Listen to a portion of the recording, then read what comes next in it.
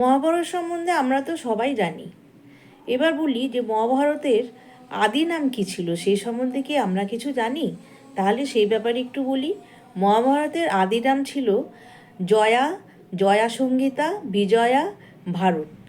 অর্থাৎ এগুলো সমস্ত কিছু বিবর্তনের ফলে নাম হয়েছে বিজয়া, ভারত, অবশেষে নাম হয়েছে মহাভারত।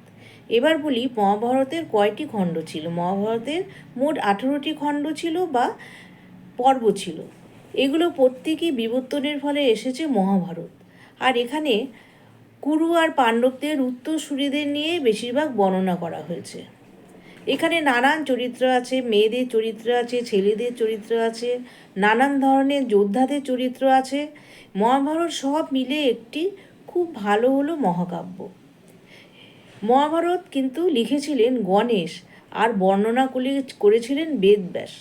বেদব্যাসের বর্ণনাতে গণেশ কিন্তু মহাভারত লিখেছিলেন। মহাভারত প্রত্যেকটা খণ্ডে নানান ধরনের চরিত্র বর্ণিত করা আছে।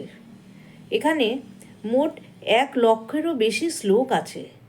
এই সম্বন্ধে কিন্তু পরের অধ্যায়ে আমি সব কিছু বলবো। মহাভারতের আসল কথা হচ্ছে এখানে সবার চরিত্র ভালো মতো ধরে রাখা হয়েছে এবং সবার সম্বন্ধেই কিছু না কিছু বলা হয়েছে, এবং তার থেকেই আমরা কিন্তু মহাভারতের সবার চরিত্র সম্বন্ধে আমরা জানতে পেরেছি।